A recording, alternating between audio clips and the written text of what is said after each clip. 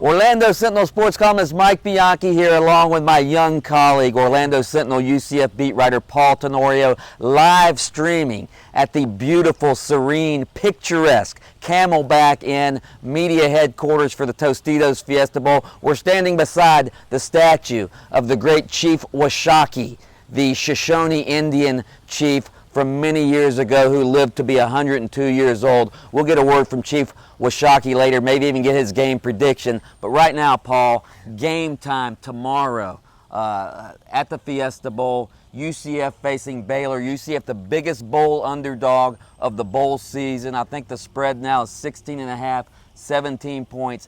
How is UCF going to beat a Baylor team that is number one in the country, total offense? They average 300 yards passing, 250 yards running.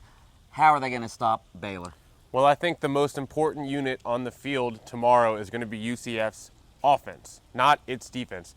UCF needs its most veteran side of the ball, its best playmakers, its leaders to step up in this game.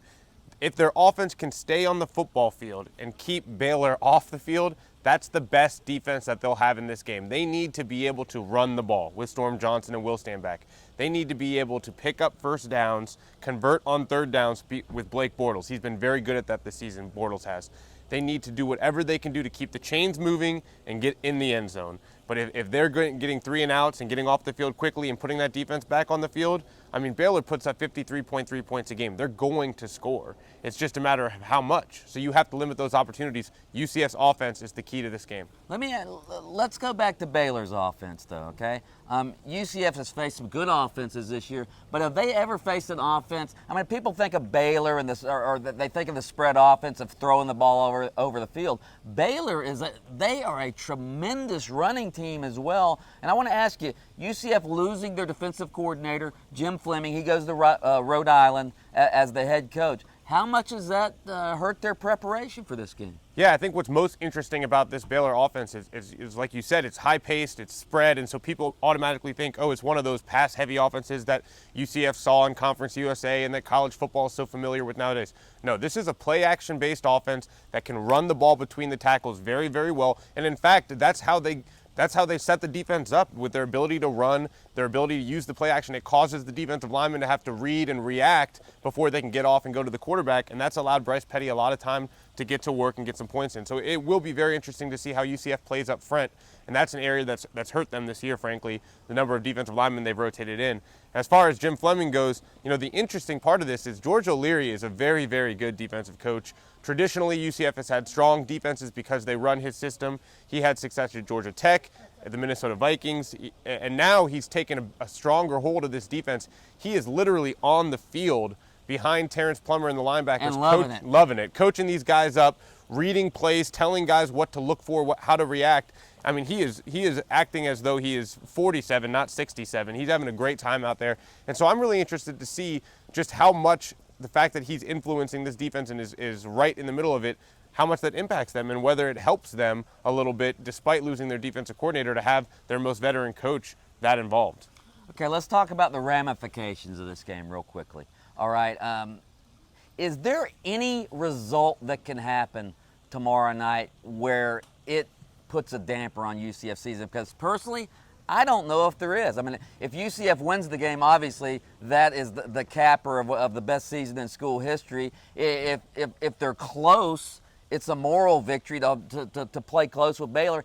Even if they get blown out, I don't know that puts a damper on their season. I'm sorry, I don't see any way that what happens tomorrow night hurts UCF's season. Well, I don't know. I disagree with that. I think a blowout would hurt because you're on this stage. Maybe if it's 100-0. What if it's 42-14? I mean, I just think that you're on this stage now as UCF. People are doubting you. People are saying that you're 16.5-point underdogs. ESPN talking heads come out the day of the game and say Baylor's going to drop 60 on them, going to drop 70 on them. UCF doesn't stand a chance. It's important for them to show that they can compete with teams like this. That the Louisville result wasn't a fluke. That, the Penn State going on the road, yes, Penn State's not the Penn State of old, but that win matters. If you go the 3-point loss to South Carolina, people had excuses for that. Well, the starting quarterback got knocked out of the game. Yeah, by the UCF defense, So I think it's important for them to come out in the field and go punch for punch with Baylor to show that they have a legitimate program, that can factor in on the national stage. And frankly, especially with Blake Bortles possibly leaving, Storm Johnson possibly leaving, it's going to be more difficult to repeat this next year without that experience coming back. And so I think that puts extra emphasis on this game to be able to compete, to possibly win, and to show, hey, you know, we are building something really special at UCF. I will say this.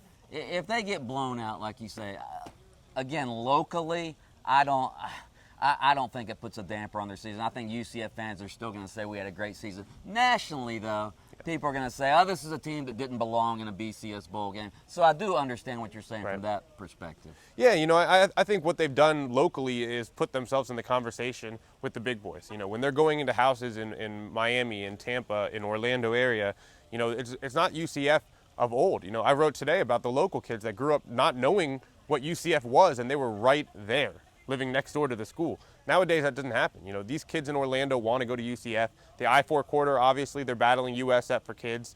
You know, you got to compete with the Miamis and the Florida States and Floridas. UCF's in that conversation now. George O'Leary said today at his press conference that he's had 19 calls from big-time players at big-time BCS schools that want to transfer to UCF. Yeah, I mean, it's a destination now, and you're right. I don't think any result against Baylor changes that.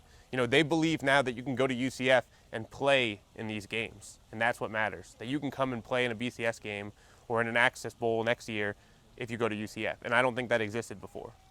Okay, what we've all been waiting for, the prediction for the game from the great Chief Washakie, the Shoshone Indian chief. Let me walk over here. Chief, who do you think is going to win the Tostitos Fiesta Bowl between Baylor and UCF? Oh, great one.